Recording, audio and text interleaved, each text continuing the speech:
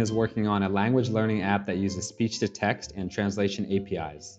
We also worked on our job search this week. We met with recruiters from Computer Future. Welcome everyone to this Angular workshop. As the title says, we will be learning some of the things tonight. Angular is a pretty huge framework.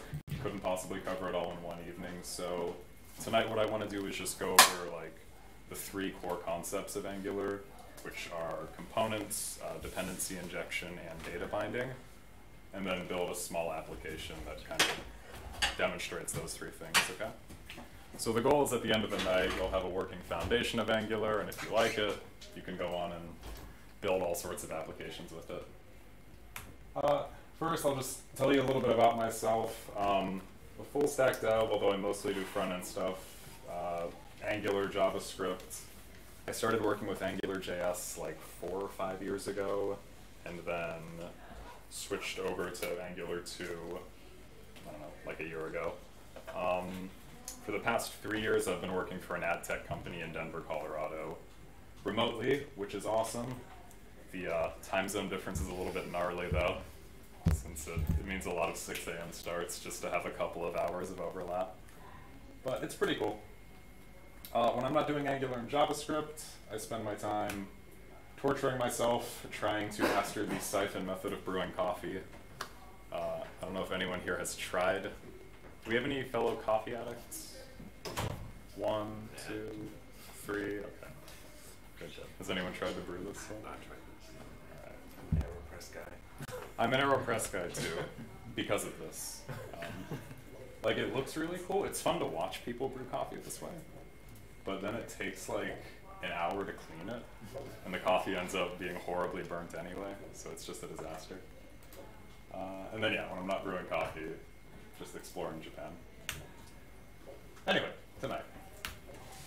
Learn the basics of Angular 5. It's the current stable release of Angular. Version 6 is going to be coming out soonish, like this month soonish, I think. But it's going to be fully compatible. It's not going to be a breaking change. So don't worry, what you learn tonight is not going to be invalid by next month. Spend the first 15 or 20 minutes just giving a high overview of the framework. And then we'll spend the rest of the night coding along and creating a small app. Does anyone who wants to code along not have this set up yet? Either the GitHub repo or a Stackless. Cool. All right. Just give me a heads up if you get stuck. Cool. All right, so how many people here work with a framework today? 1, 2, 3. I know there's some React. You said today. Well, no. Just like in general these days. Framework or a library. React. What do you use? I'm learning Angular. You're learning Angular. Okay. It's the best way to spend Golden Week is learning a new JavaScript framework. Well, there's a lot, right? And why learn Angular? There's kind of 3 main reasons. Number 1 is it lets you write reusable and kind of composable HTML or expressive HTML. And the tool Angular gives you to do this are components. So you can imagine if you've got some HTML in your application that checks if a user's logged in. If they're logged in, it pulls in a list of Pokemon, let's say, associated with that user, iterates over that list, displays a Pokemon's name and the Pokemon's image. You might use this in 1 place in your application, or 10 places, or 20 places, wherever, right? It would suck to have to copy and paste that everywhere. So with Angular, you can encapsulate this in a component, along with any JavaScript or logic that you use with this, and then just reference it as display Pokemon anywhere in your app, right? React has components too, doesn't it? Okay, we're not going to move there. Data binding is how Angular keeps your application model and your view state in sync.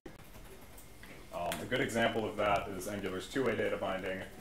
So if you have a form where somebody's typing into an input field, and they're updating the name variable on this class here, what Angular will do is as soon as they type, it'll instantly update the model and then update the view with whatever they've typed. Okay? This is an example of two-way data binding. We'll see some examples of one-way data binding as well. Last but not least, it's got really strong library support and excellent documentation. So the main Angular docs are really useful. They have some good like starter projects as well, if you want to dig into those. One thing I've noticed at work, like bringing more and more devs onto an Angular project, is it's really helpful to have good documentation for the framework.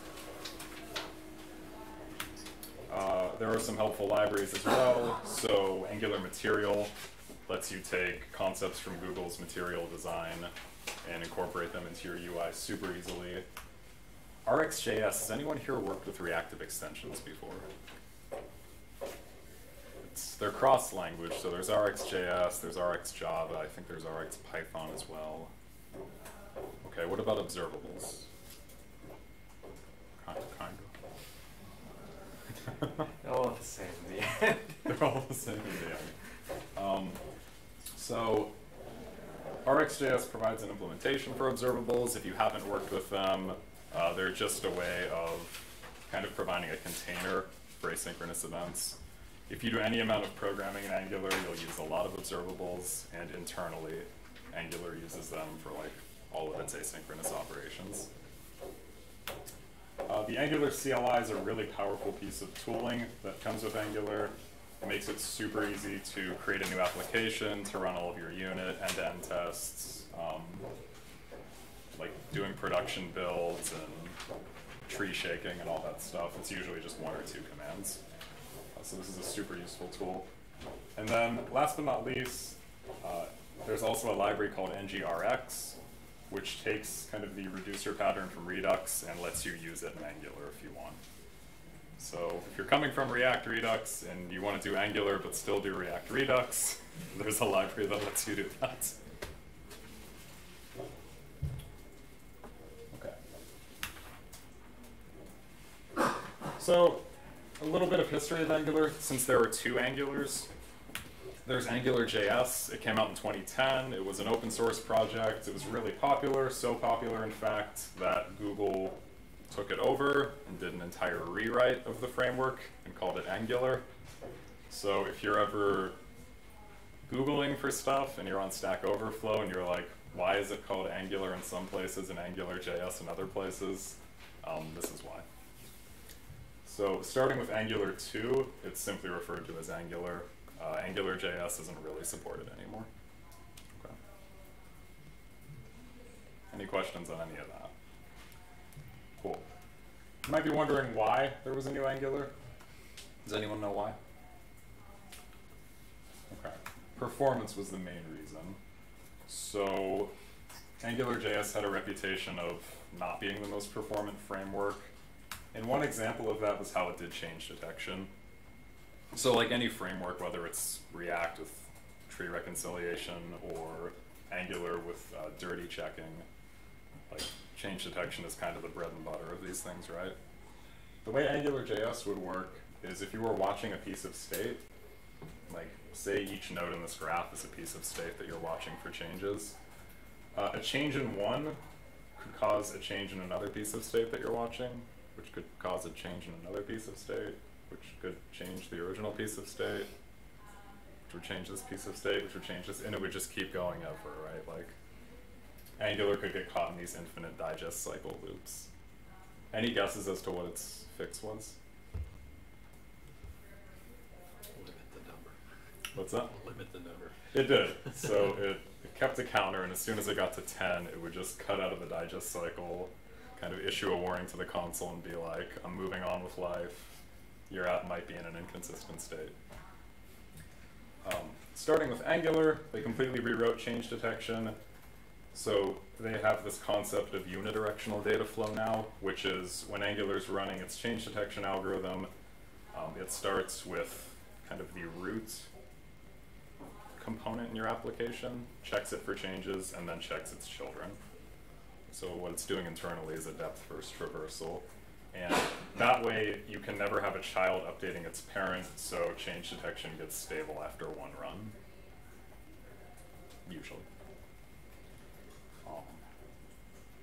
You can still like have a child update its parent, but Angular will get mad and yell at you if you try to do that. Any questions on change detection?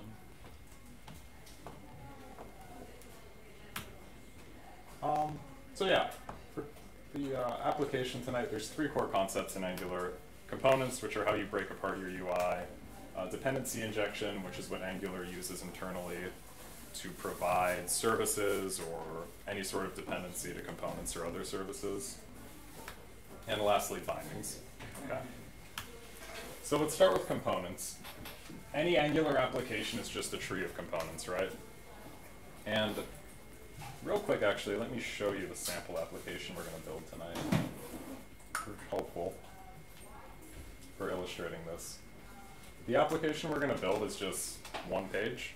It's got an input box, and you can type the name of a Pokemon into that input box. So someone give me a Pokemon.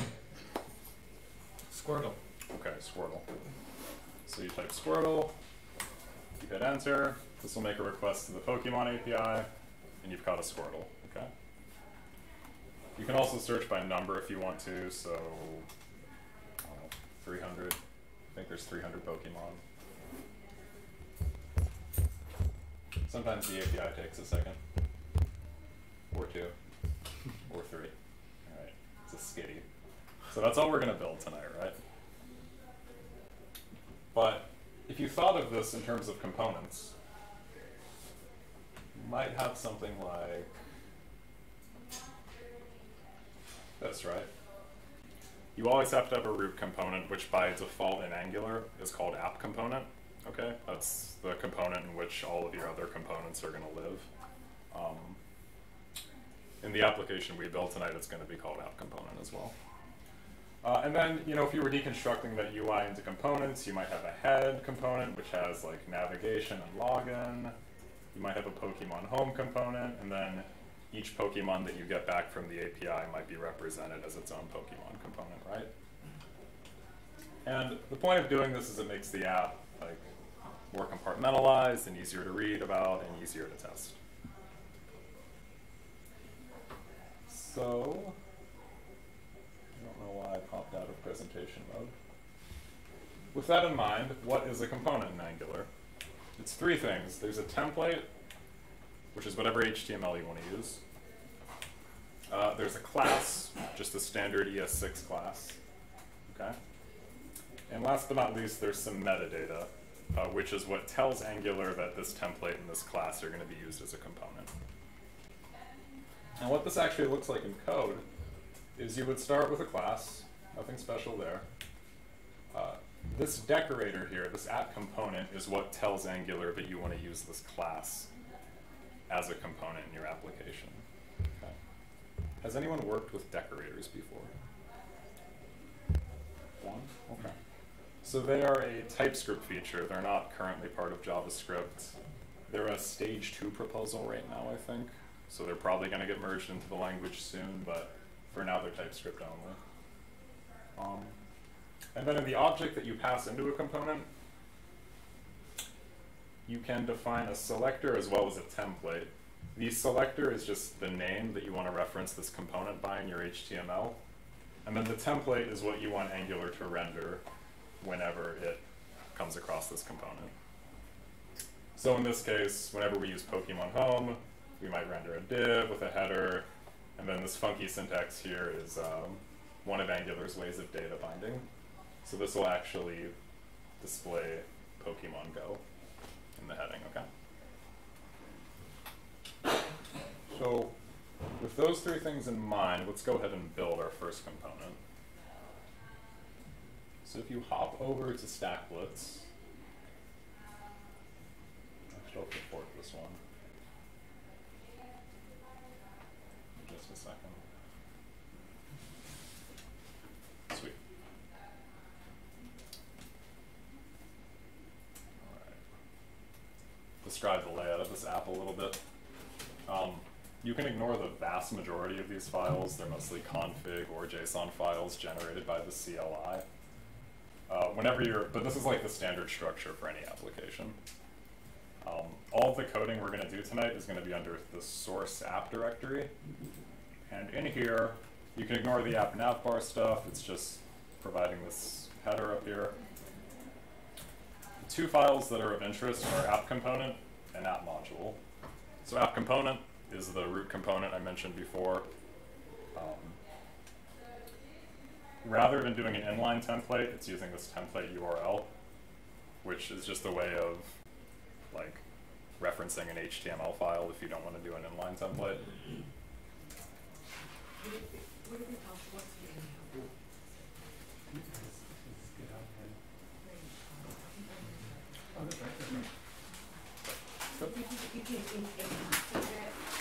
Yeah, sure.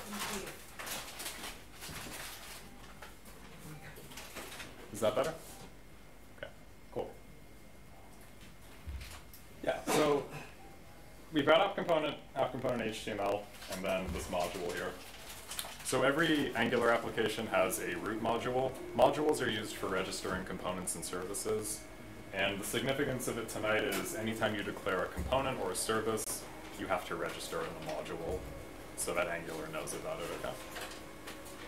So go ahead and right-click on app here, create a new folder, and let's call this one Pokemon-Home.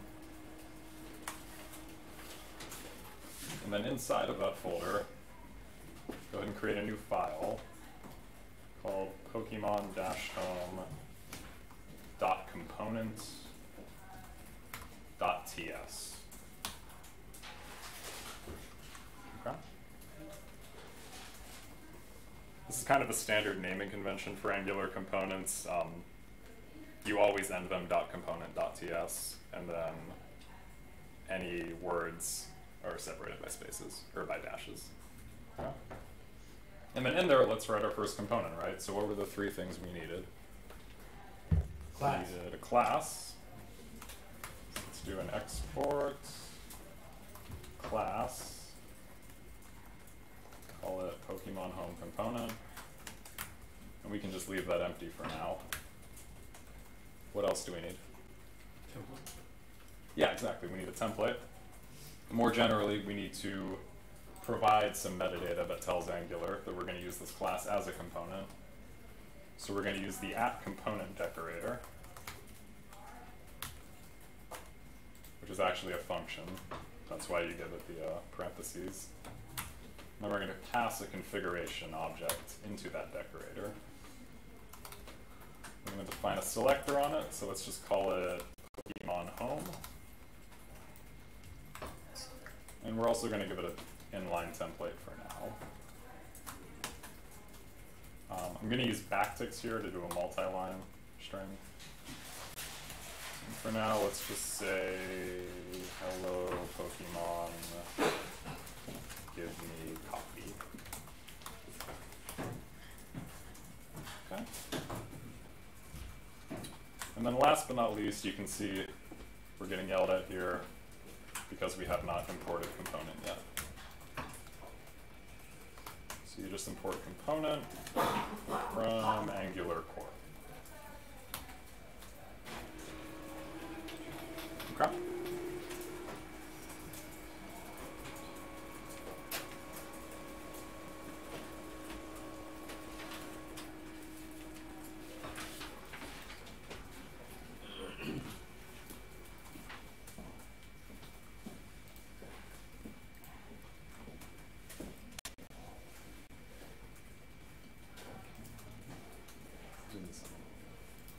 Is that a little bit better? Okay. I should note, you can also, if you don't feel like typing or if this is hard to see, you can also go to the app finished project on Stackless, and you can just kind of like look through the code there or copy paste it if you want to. Okay.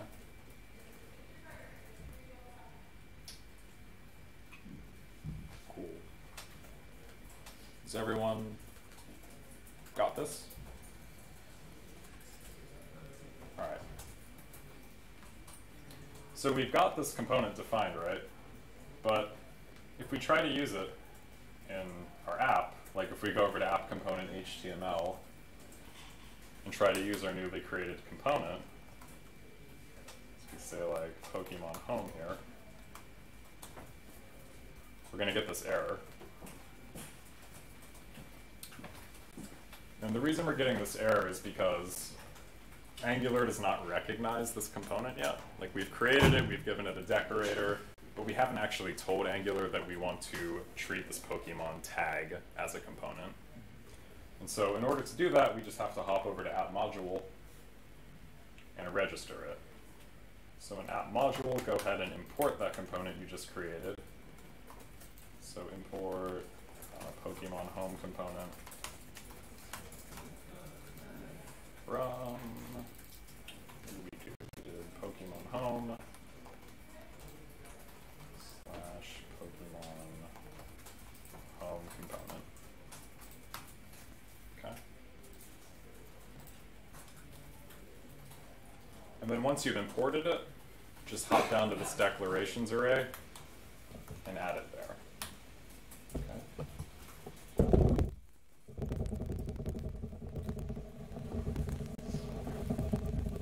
Anytime you've got a module, declarations is where you declare all of your components.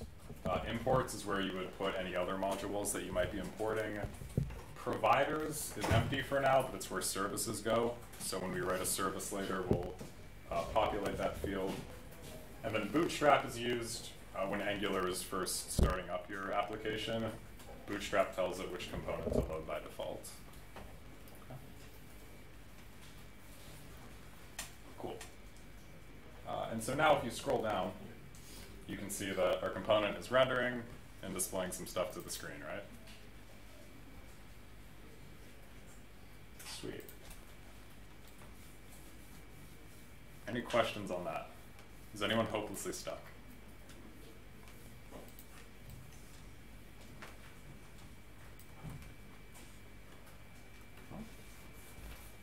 All good? Cool. So we've got this component, which is awesome, but it's not really doing anything yet. It's just an empty class, and it's displaying the static stuff. And like, why use a framework for that, right? We could have just written this ourselves using JavaScript and HTML. So what we can use to actually display data is this concept of data binding. So if you go into this class, go ahead and create a data property. And you're going to cheat. If you go over to this assets folder, I've copied some responses from the API so that we can work with static data for now. You'll see there's this base URL. You can ignore that for now. Inside of this data array, go ahead and copy the first object in there. It starts on line 4 and ends on line 21.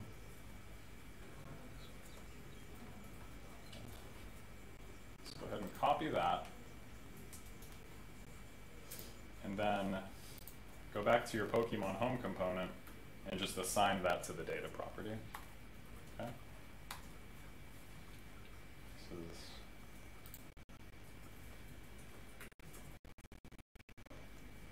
like so.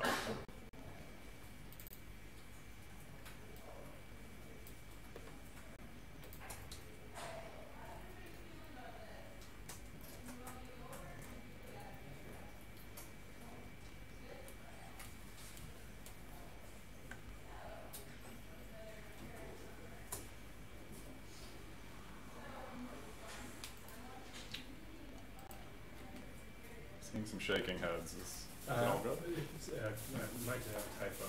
I'm just looking at it, so don't worry about me for now. No worries? All right. Yeah. Cool. Everyone else? Sweet. So let's start displaying some of this in our actual template. What you can do is Angular gives you 2 different ways of doing data binding. I'm actually going to hop over to the slides here for a sec.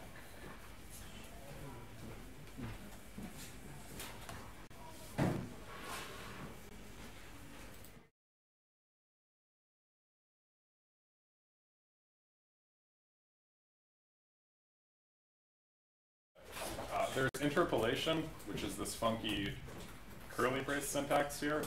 And what that does is Angular will treat anything inside of those curly brackets as a JavaScript expression.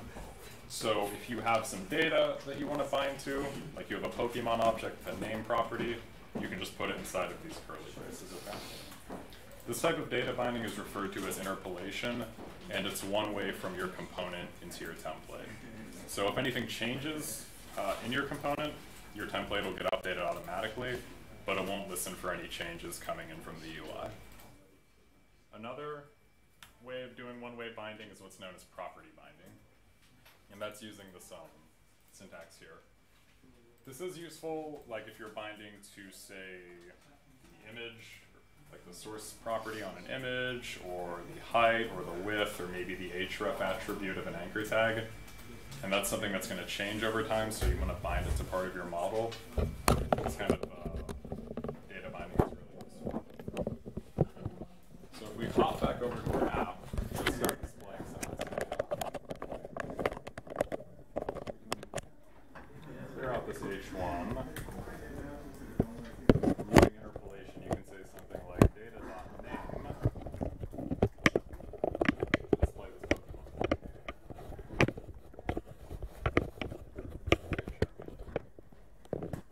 And then if we wanted to display an image, just an image, use property binding. And then the images on this object are under sprites. And as you can see, there's several choices. Let's use front default for now. So we could do something like data dot sprites dot front default. Okay. Close out that tag. And we've got a chart. Can you say again, I'm sorry, one step back, where that data object came from on line 11? Yeah, so that is under assets snippets. Thank you. Mm-hmm. And then it's the object that starts on line 4. All the way to 20. 21. Thank you very much. Yeah.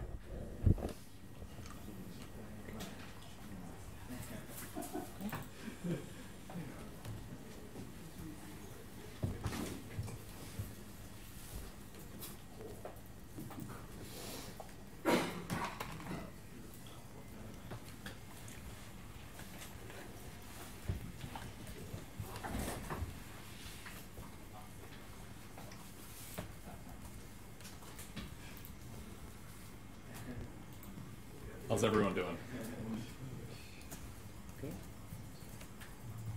So if you use interpolation on data sprites out front default, it still works. So I'm a bit confused about what the difference between interpolation and this data binding. Yeah, exactly. So what you're saying is, if we did something like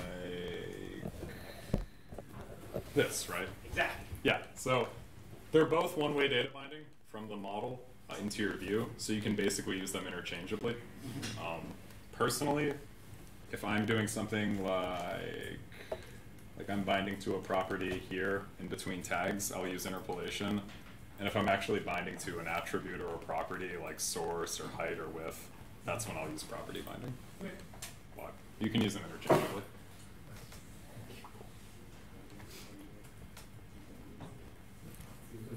Good question. Any other questions? All right.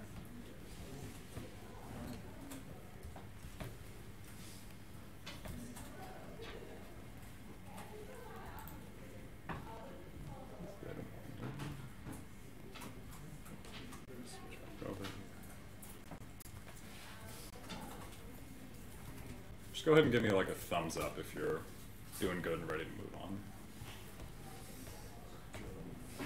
Okay.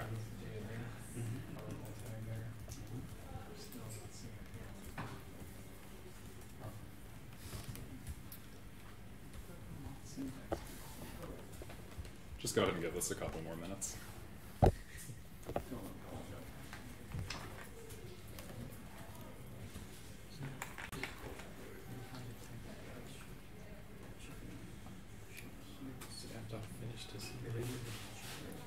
Are you getting an error?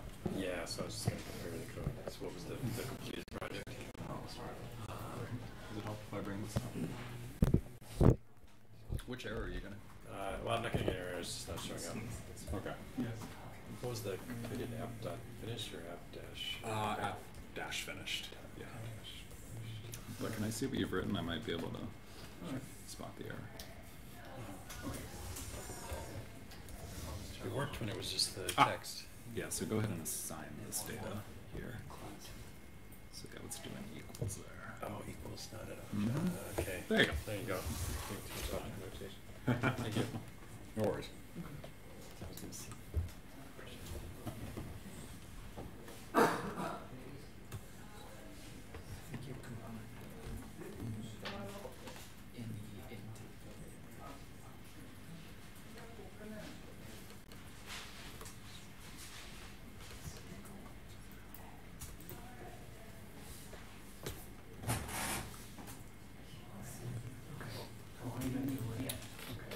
So let's do a quick 2-minute intermission and do some bug caching.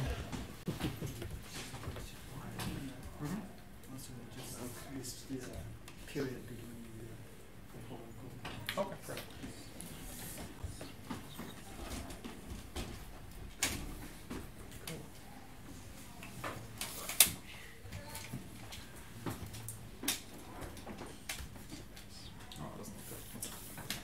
Getting the font for the registry of the module. So. Oh, so do dot dash, you have to specify the directory as well, so Pokemon home and then slash Pokemon home component. Lowercase b, Pokemon home. Pokemon dash home / okay. .ts? No, you don't need the .ts. 26, it's angry about. So yeah, if you go back to your Pokemon home folder, yeah, hop in that file and see. So if you scroll down to line 26, yeah, so go ahead and do a semicolon there. But delete trailing comma. So you need to. There we go. You need to put that HTML this. Yeah, as a tag. Sweet. And then, are you using the component in your? Okay, so go ahead and add it to that. You can just put it like a link. Or they're actually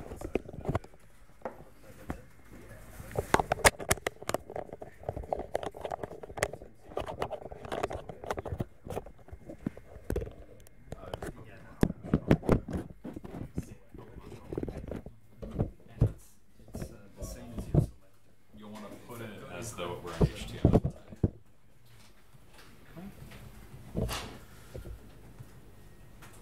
Sweet. So I haven't typed the other stuff. Okay, cool. Yeah, just trying to fit that, but good, thank you. Is anyone else stuck?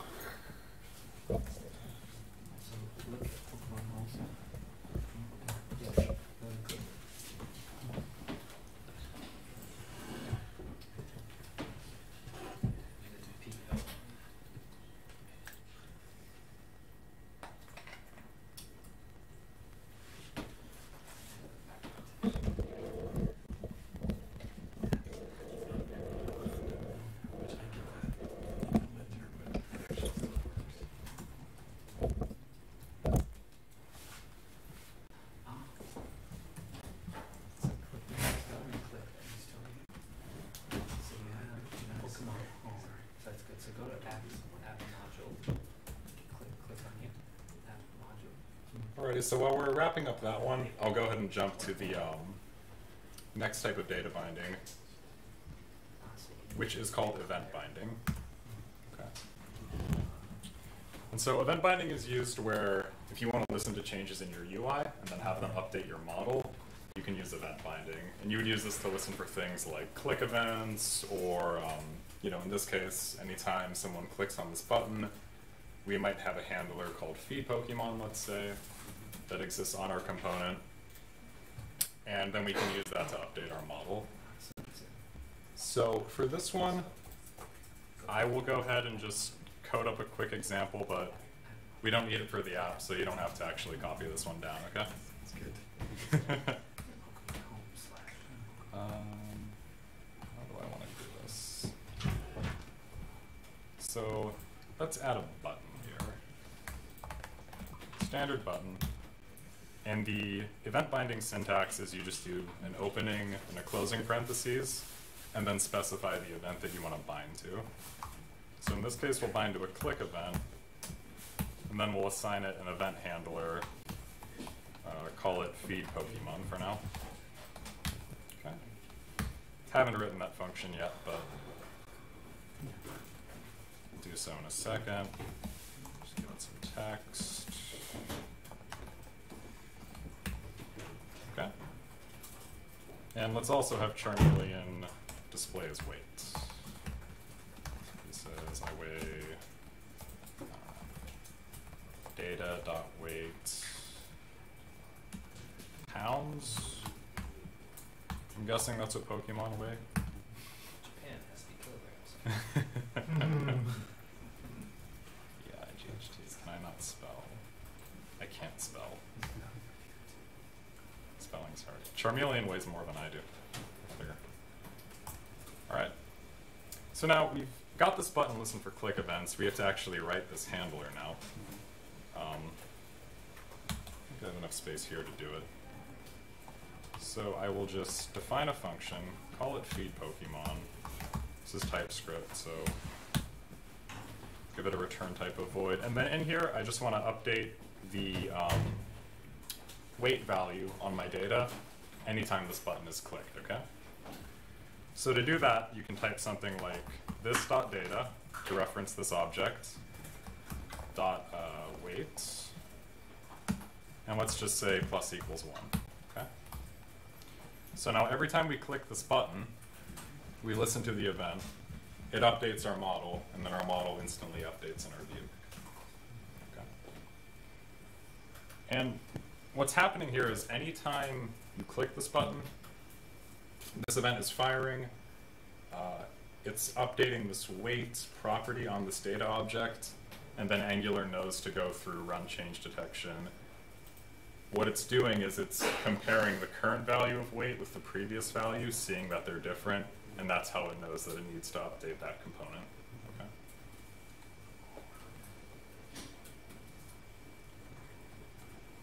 How do you think Angular knows that it needs to run change detection? Any guesses?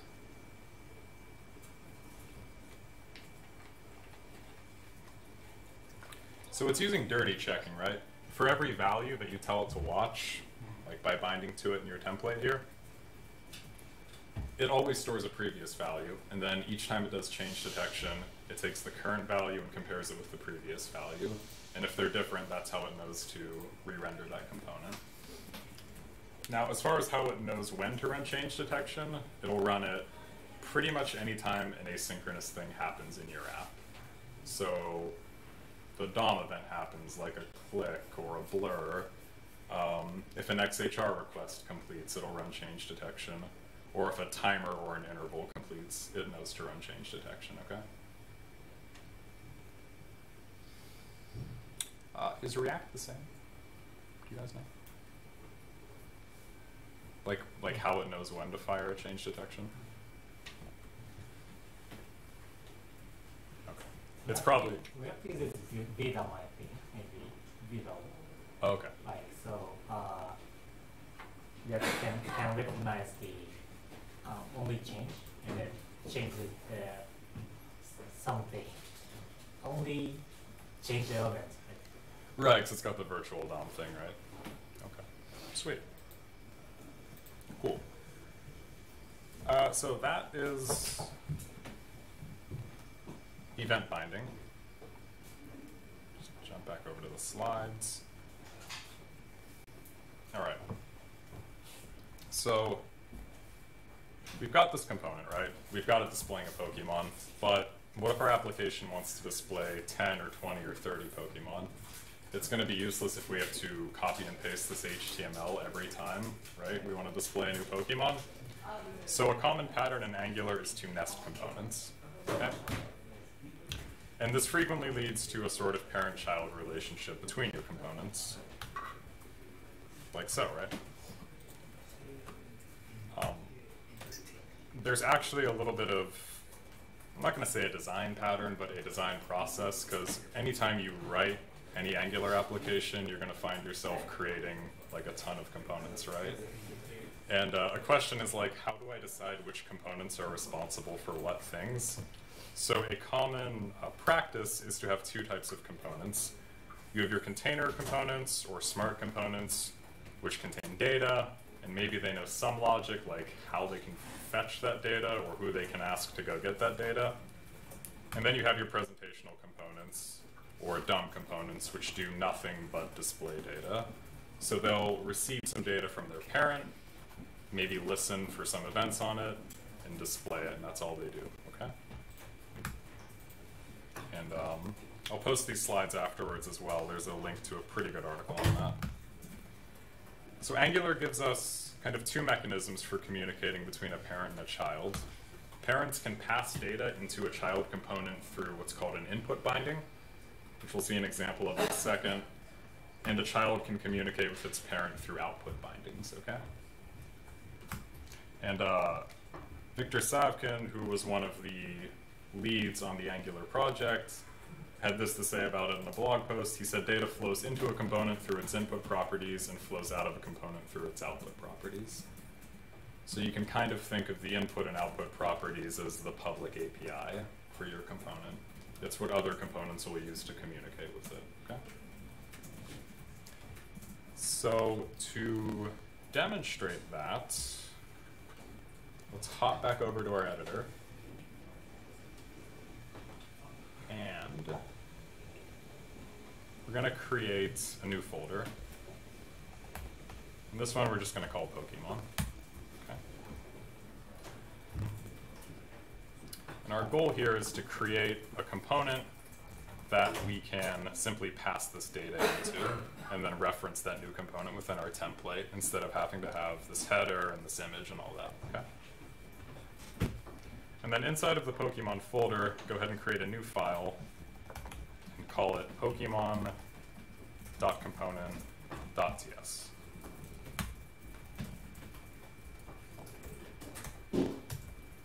To save on typing, if you go back to snippets and go all the way to the bottom, lines 62 to 71 just provide like the skeleton for this component, so you can copy paste that if you want.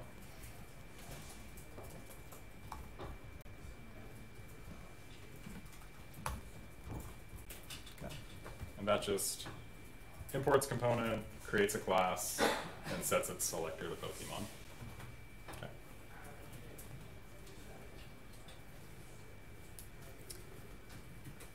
Next thing we can do is go back to our home component,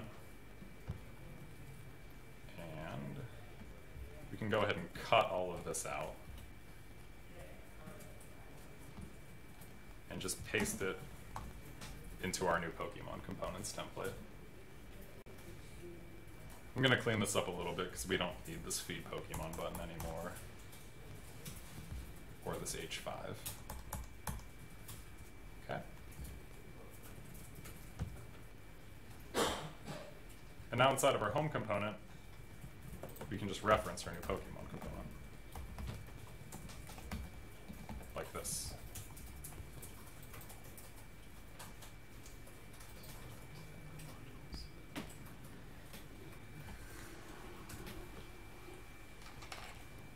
Any guesses as to why we're getting this error? You have to import it. Unregistered use should. Exactly. We got to register it with the module. So to do that, just hop over to app module, import that component.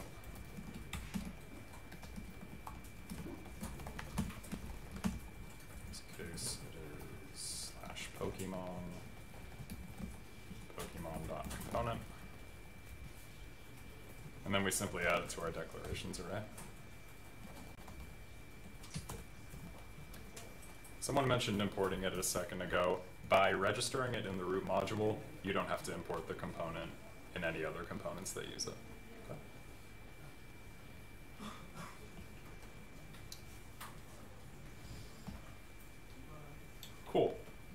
So we've got this new component, and we're using it in our template, but nothing is displaying.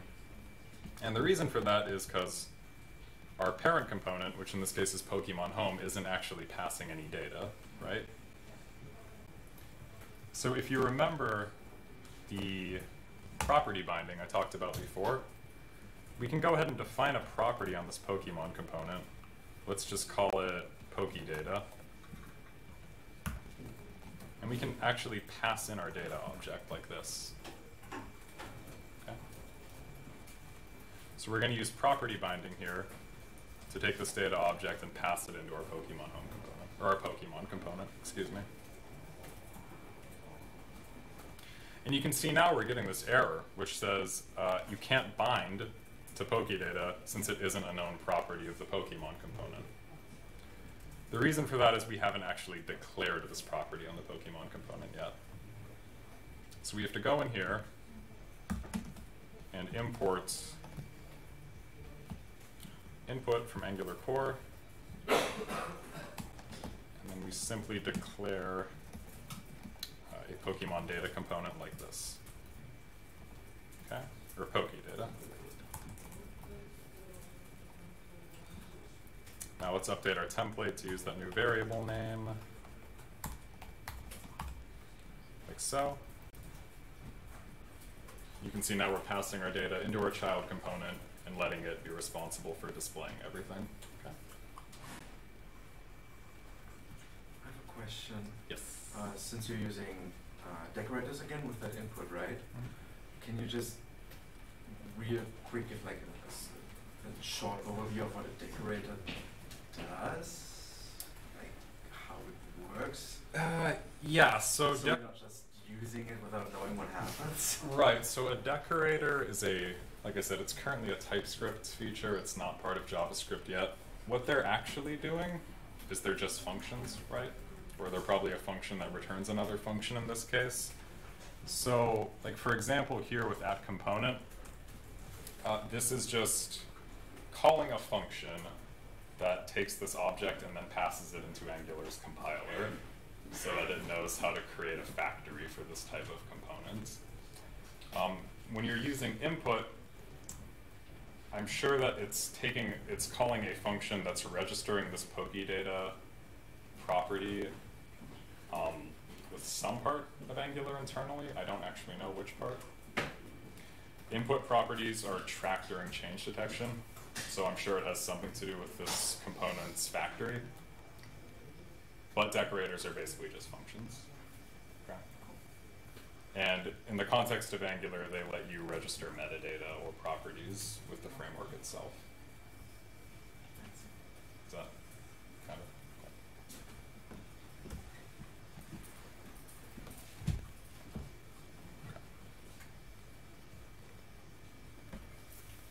Any other questions on that?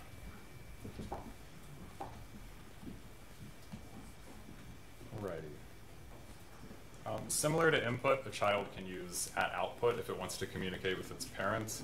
In the interest of time, I'll probably just go ahead and skip over that, but it's basically symmetric. What you do is you just create an output property like this, maybe call it PokeEvent, and then they're actually event emitters. So what'll happen is your parent component would simply listen for events and catch them whenever they happen on the child component. Would you guys like to actually see like an example of that? Yeah? Okay. So let's go ahead. Let's do an output. So we have to import it. Let's say, I don't know, PokeClick event, okay? So you create a new event emitter. Just punt and give it type any for now.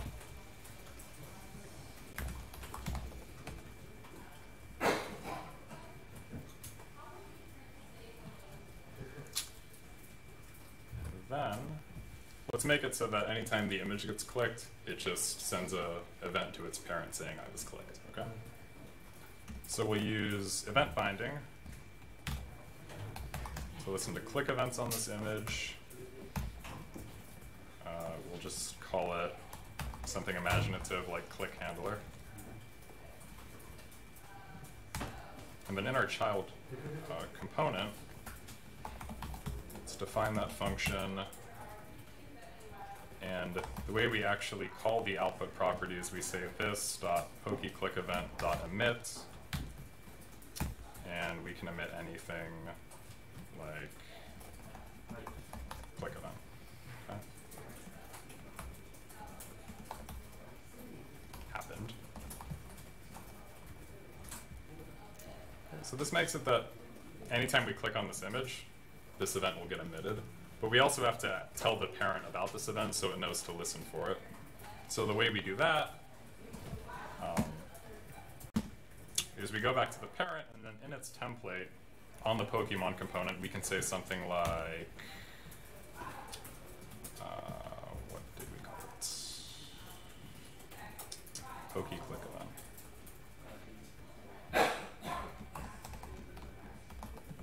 So we use event binding again.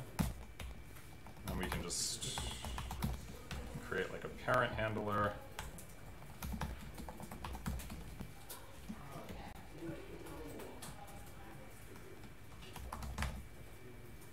And then in this handler, we can listen for the event and, you know, log it or update data or do whatever it is you need to do with the child property, okay?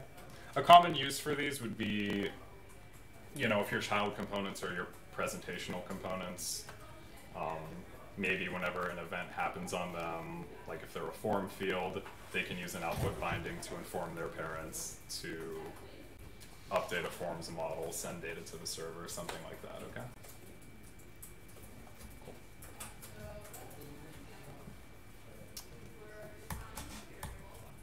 So for the next part of this, we've got it displaying one Pokemon, but it would be better if it displayed a bunch of Pokemon, right? So go ahead and delete this data object.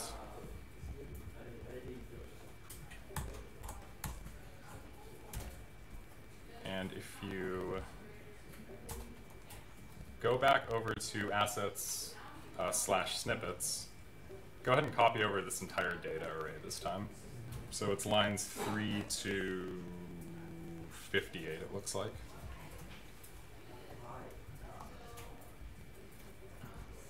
And then go ahead and just paste that into the home component.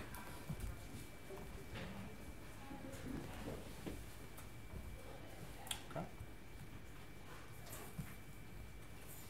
Now, what we'd like to do is somehow tell Angular to iterate over this array and create a new Pokemon component for each piece of data inside of this array, okay? So to do that, Angular gives us these things called structural directives. And an example of that is ng4. So it's this weird syntax where you give it like an asterisk and then ng4, okay? And then you can assign to that an expression and say something like, I don't know, maybe let poke of data. And what this will do is it will iterate through this data array, and for each object in it, it'll give you this variable called poke. Okay? And then what you can do is take that poke variable and pass it into the child component. So instead of passing data, let's pass in poke. Now you can see we've got a Charmeleon, a Psyduck, as well as a Gengar. Okay? So what ng4 is doing is, in addition to iterating over that array, it's creating a new Pokemon component each time and passing it that data as an input property.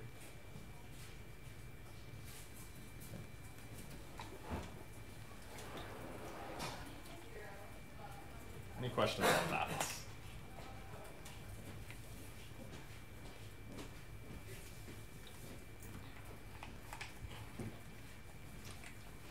For those of you coding along, are you somewhere between got it working or hopelessly lost or With you. with you? Okay. Yeah, Sweet. Sorry, that's a asterisk. Yeah.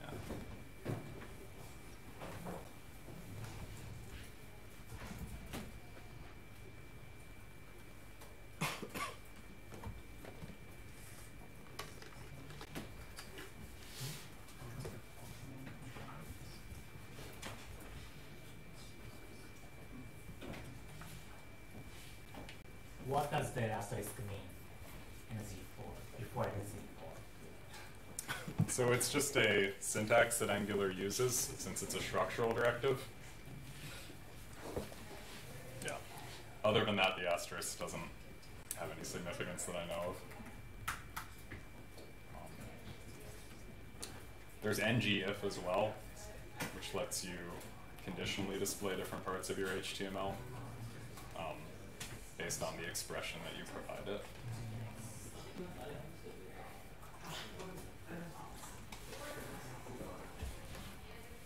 And let the pocket of data is like a for loop. It's exactly a for loop, yeah. So, yeah, I believe you can pass it any expression that returns an iterable, or that implements the iterable interface.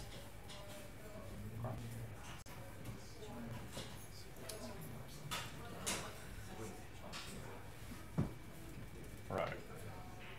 So from here, I just want to talk about services a little bit, and that's kind of like the last major topic. That'll get us to a point where we can actually type a Pokemon's name in and hit the API and return the results. And then after that, I have a few like practice problems that you can work on either here or at home if you want to kind of extend the application. Okay. So let's talk about services. Because this is great right now, we're displaying Pokemon, but not only are we using this hard-coded data, we're also putting it directly in our component, which is kind of bad, because our component has to actually know where this data is coming from. Ideally, we would just have some service that we could query that would know to go fetch this from an API or a database or local storage or wherever. Okay.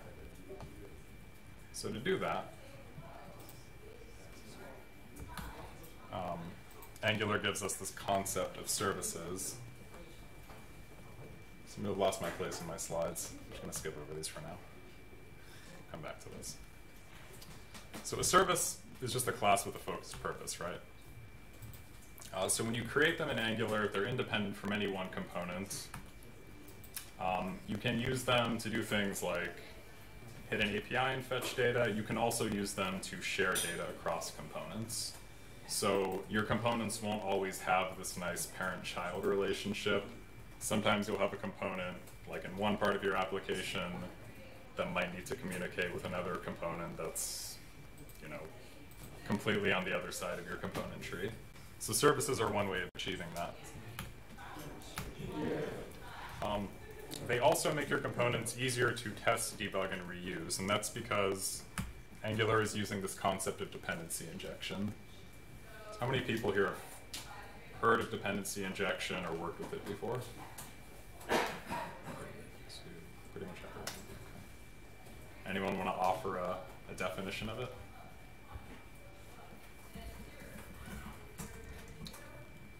No volunteers? Things appear as if by magic. Things appear as if by magic. I'd say that's pretty accurate. Does it mean if you import something, it imports everything it needs by itself?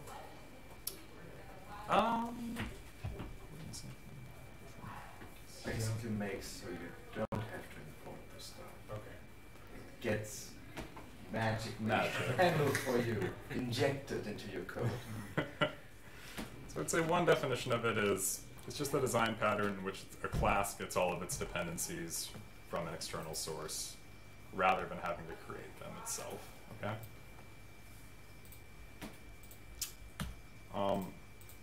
An example of this, sorry, I realize that's kind of hard to read. would be if you have a service, right? Non-dependency injection would be any component that uses that service, like actually goes in and creates its own instance of that service, maybe inside of its constructor, right? That would be the non-dependency injection way of doing this. So, like right here, you can see we're creating a new instance of the Pokemon data service. Why would this be bad?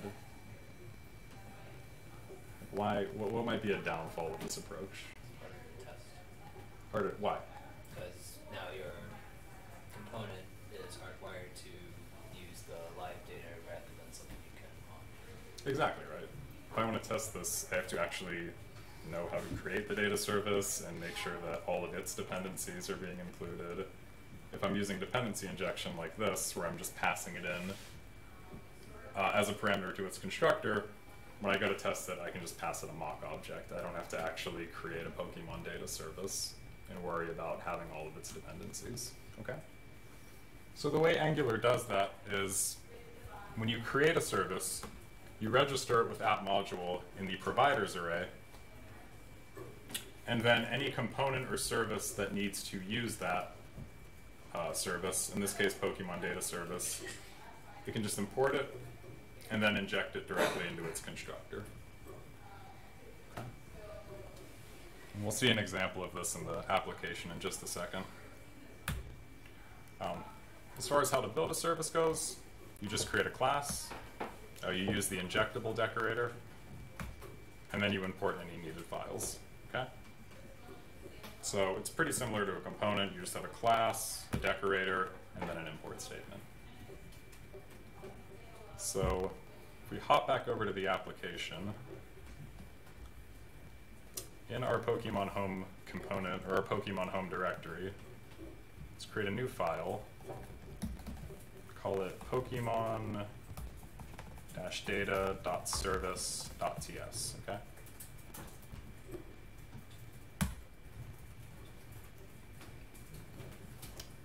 And then in the service file, start by importing injectable from Angular core. Typing is hard. Core.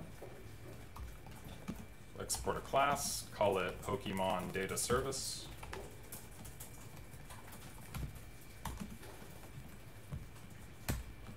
And give it the @injectable decorator.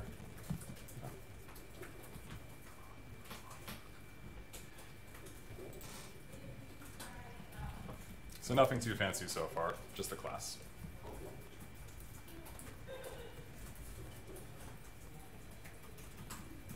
Now, before we can use this in any of our components or services, we have to register it with our root module. So if we hop back over to app module, let's say import Pokemon data service.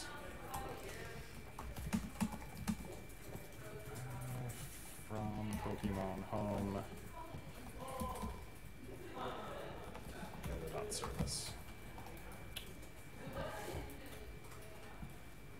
And then because it's a service, we're going to go ahead and add it to our providers array instead of our declarations array, okay? Now, as far as what we want this data service to actually do, let's go back to our home component. And let's just cut out this entire data array. So from lines 11 to 66 for me. So cut that data array. You can just paste it directly into this service. Okay. So now our service has a data property. Let's define a function on this service that just returns this data array. So let's say something like, I don't know, get Pokemon. Okay. And it can just return this data.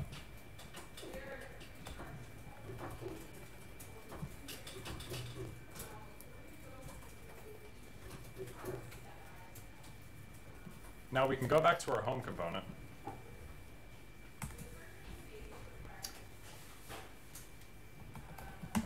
give it an empty data array for starters. Now we need to know when we can call this service to get our data, okay? So to do that, to jump back a couple of slides here, we're going to use lifecycle hooks. So anytime you have a component in your application and you're using it in a template, that component has a lifecycle that's managed by Angular. The framework does all this for you. So it creates a component, it renders it, it runs change detection on it. When it comes time, it'll destroy the component. All of that kind of happens behind the scenes. But the framework gives us as developers an API known as lifecycle hooks that let us write code that can execute anytime a component is, say, being created for the first time or being destroyed. Okay.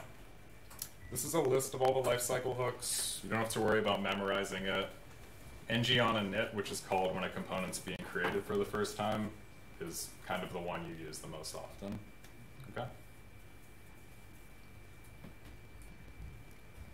So if we hop back over to our editor, we'd like to tap into that ng on init lifecycle hook. And anytime our home component's being created, we want to hit our data service, get a list of Pokemon, and then pass it to our child components, okay? So in order to do that, we're going to import the onInit lifecycle hook from Angular core. And to use this, you just extend your home component to implement the onInit interface. And as soon as we do that, we get this warning here, which says we do not correctly implement the interface on init. And the reason for that is because we haven't implemented a function yet, which is ng on init. Okay. Now inside of ng on init, all we want to do is say this .data is equal to the Pokemon data service. Just go ahead and import here.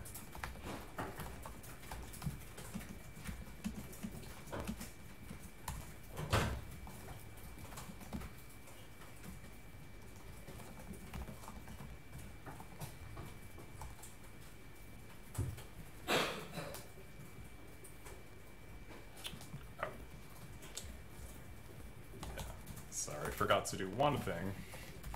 We have to first inject that service as a dependency into this component.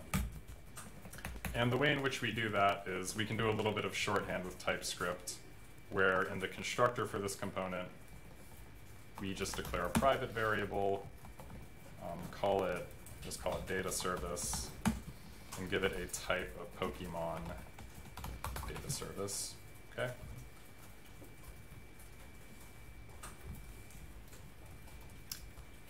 And in doing that in the constructor, that'll tell Angular that the data service is a dependency for this home component, so it will know to inject it and make it available anytime it creates this type of component. Then inside of ng on init, we should be able to reference our data service like so, and call the get Pokemon method.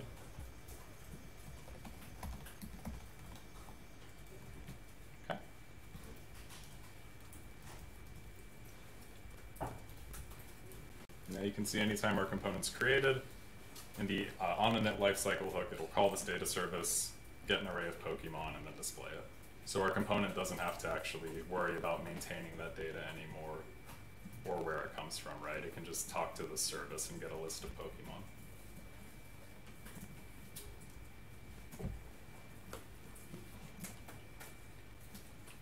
There's kind of a lot of steps there. So are there any questions on that?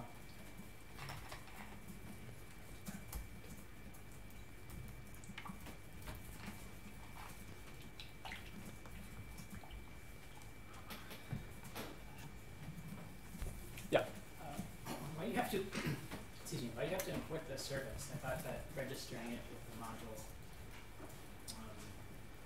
is supposed to, right? Because that's how we got access to Pokemon without importing Pokemon directly. Yeah, so registering components in that module and then providing them in declarations will work. I am pretty sure it will error if we don't import the data service here. It does. Yeah. I actually don't know why, to be honest with you. I know that internally, Angular is using a system of what it calls injectors to manage dependencies. And since services are dependencies but components are not, I'm guessing they're treated a little bit differently. Why you would have to import them, I don't actually know. Okay. Yeah, good question. I would guess just so you know the type of the thing you're trying to inject, right? Yeah. And otherwise, you have to give it a type here, but that's like TypeScript syntax, so just to have that type available, you have to import it. Right. So it's Yeah, that's a good point. kind of just something you have to do, I guess. I wonder, because you can do Angular without TypeScript. You can write it just in JavaScript if you Then want to. yeah, then my question would be, how does it know which thing to import there? It's an interesting question, definitely. Yeah, because through its dependency injection here, like, it will know that this component depends on the data service internally. But as far as actually having to import it here, I think you're right. It's probably just for this typing. Right.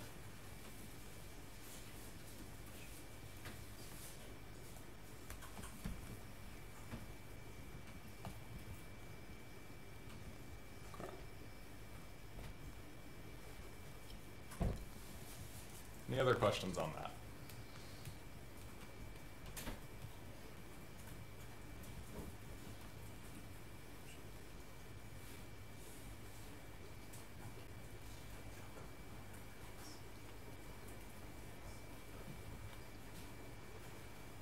Okay.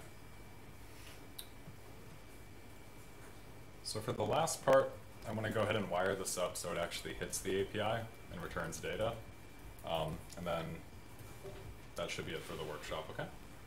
Cool.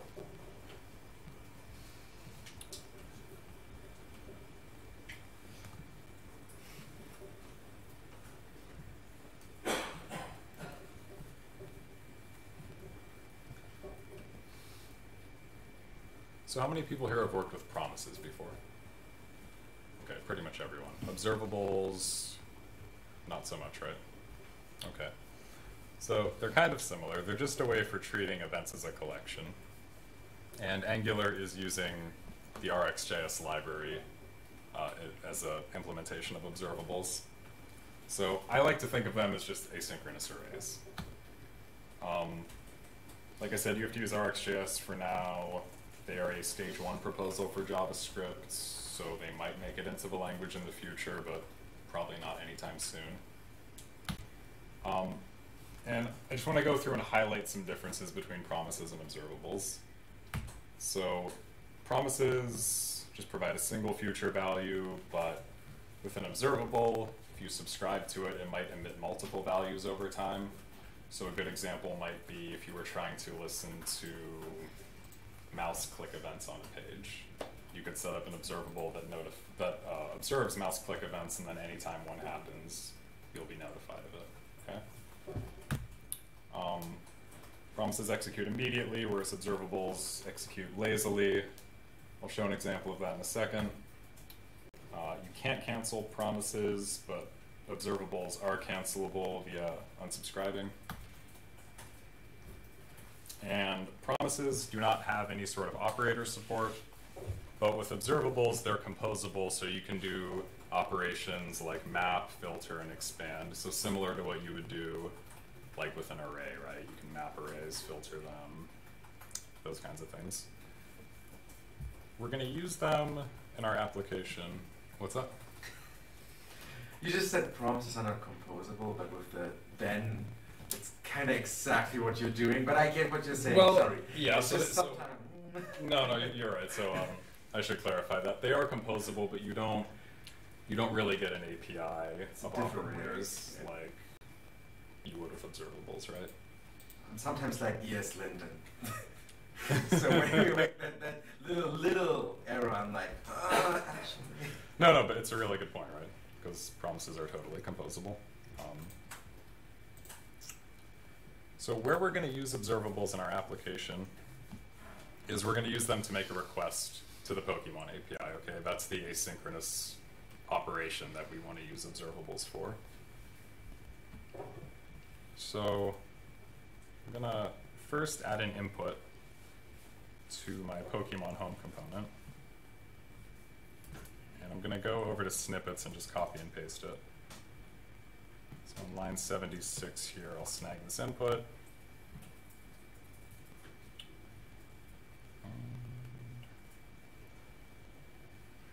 Well, actually, that here.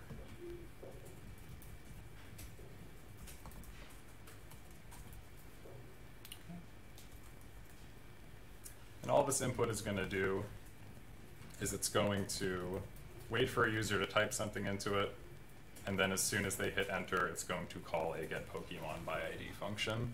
And this funky $event.target.value is just going to take whatever they typed into that input and pass it as an argument into our event handler, okay? So on the home component, let's go ahead and define that function. Just call it getPokemonById.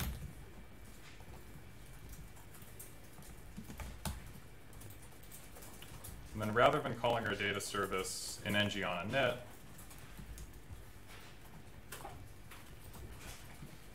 we're going to go ahead and call it here.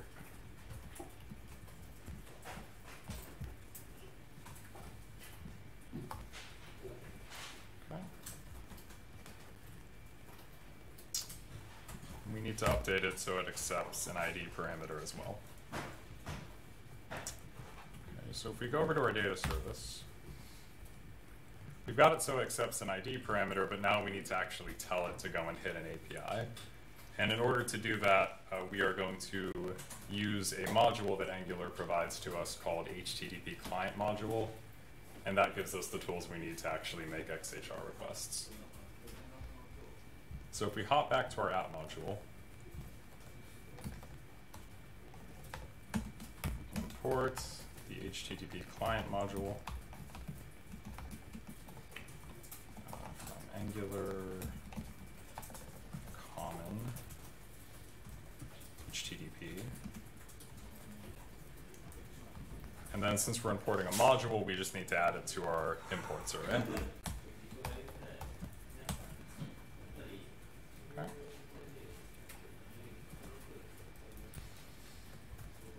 Now, over in our data service, where did you import that HTTP client module from? Angular / sorry, Angular / common / HTTP. Thank you. Anyway, now back in our data service, we're going to import a service from that module called HTTP client.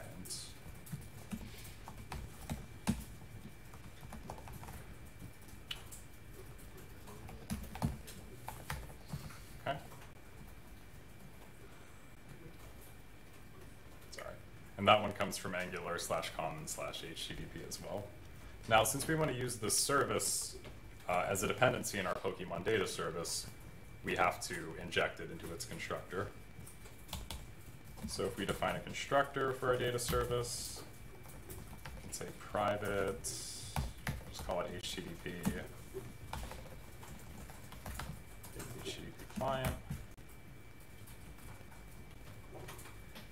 And that's all we need to do to inject it as a dependency.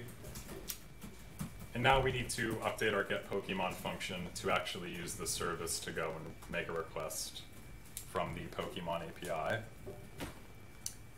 Before we do that, if you hop back over to snippets, there's one more thing to copy and paste. On line 1, we've got this base URL variable, which is just the base URL for the Poke API. So if you go ahead and copy that, and just paste it anywhere in the data service.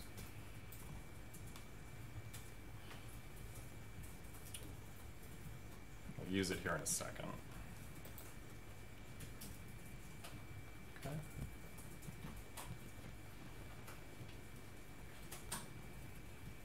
Now, inside of our call to get Pokemon, rather than just returning this static data array, what we want to do is return the result of our HTTP request.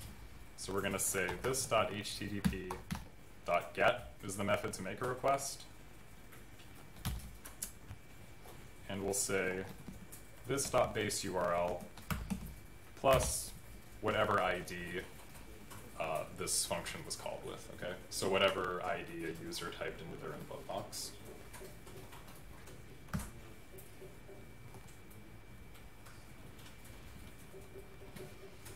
We can actually make that a little bit clearer too, by declaring a separate variable, like fetch URL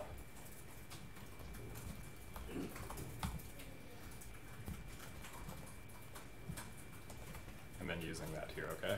So all that's doing is taking our base API URL and then appending the ID of the resource that we want to request, okay? Are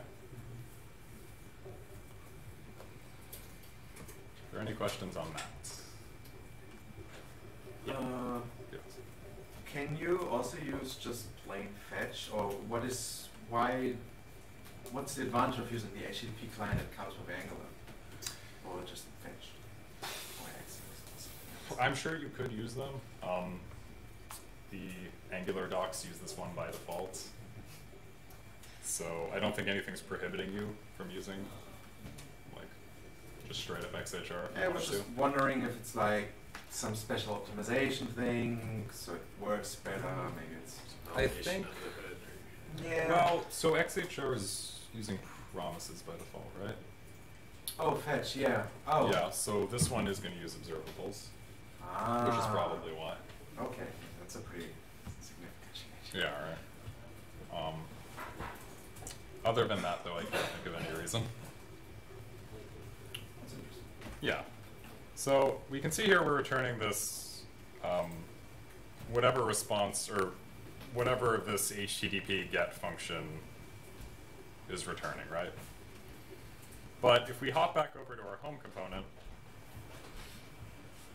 and we look at this, like, this line doesn't make sense anymore, right? Because this is expecting some kind of synchronous code execution, but we're doing a HTTP request, which is asynchronous.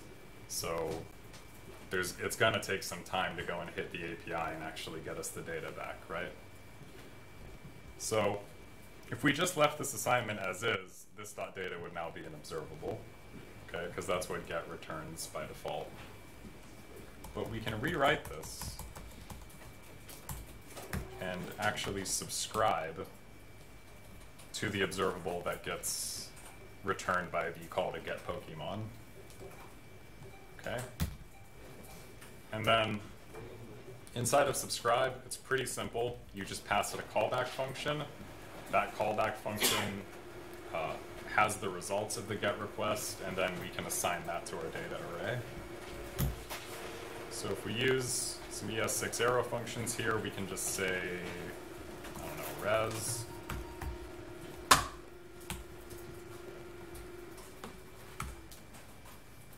Then we can say this.data, let's just do a push for now, res.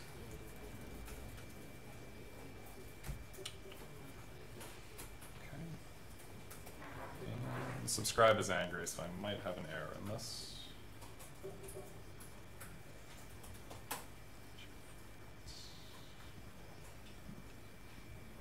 Oh, I don't think so. Let's see if it works. So we should be able to go to our input, type a Pokemon's name. Okay. And it'll hit our API, request that Pokemon, and then return it and display it in the UI, okay?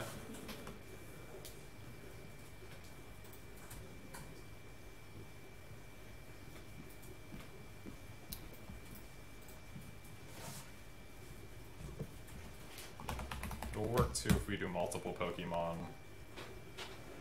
just because we're simply pushing each result that we get into our data array on line 18, and then since that's an asynchronous operation, Angular knows, hey, an XHR request is completed. run change detection, it looks and see that its data array has been updated, so it knows to re-render this component.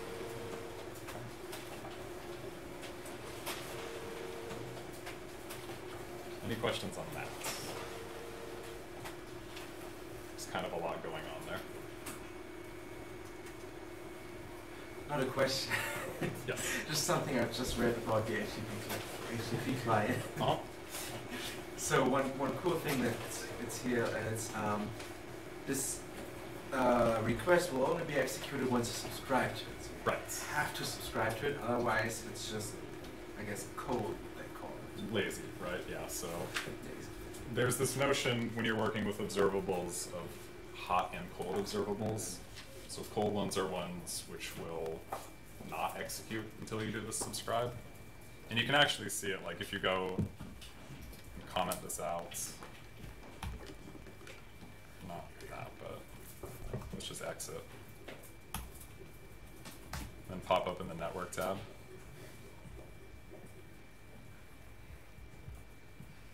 You type in a request. You can see nothing's happening, right? It's definitely different from promises. Right, which are It's executed literally immediately. executing immediately. Yeah, so here we're not actually making the request, but if we go ahead and subscribe, and then try to make a request, just to clear out this console. See that? You can see it gets executed immediately once it has a subscriber. Since this is a cold observable, if we executed it before subscribing, and then later, through some other means, subscribe to it, it would not remember that initial request. There's a specific type of observable called a behavior subject, which will cache its previous value and emit that to any new subscribers, but by default, this one will not remember it. So you can have multiple subscribers, right? Mm-hmm. So if I subscribe after this request, I won't get the result of this first request either, just new requests that will be made. Right, not with the standard observable. There's different types you can use, like with a behavior subject, it'll cache a previous value. Okay. I need to look into this. It sounds super interesting. It's a pretty cool library. And then you start like composing them and chaining all these operators together, and all sorts of craziness happens. That's pretty much all I've got in terms of slides. I've got links to some resources here, just on the Angular framework in general. So there's some links to the docs. There is a rich testing framework within Angular for testing components and services. Did not get a chance to talk about routing today, but that's how you would actually route between different views in your application. There's some blog posts on change detection. This is one of my favorite blogs to follow for getting under the hood of Angular, Angular in depth. And then there's some links to observables in RxJS as well. Okay. If you want to extend this app, I posted some task descriptions in app finished.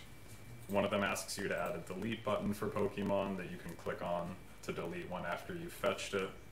One of them asks you to add an input for nicknaming the Pokemon. And then the third one, if you want to play around with RxJS more, asks you to parallelize that HTTP request so that a user can input a list of Pokemon that they want to get, and then have all those API requests executed simultaneously. Okay. And the solutions to all of those are in the App Solutions project in that GitHub repo. That's all I got. Thanks for working through that. Live coding workshops can be hard. Fun. But fun.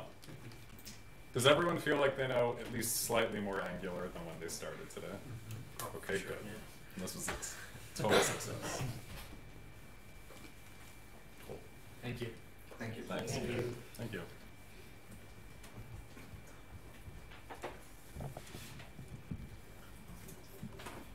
Are you gonna upload the slides to the GitHub? Yeah, let me go ahead and do that right now, actually.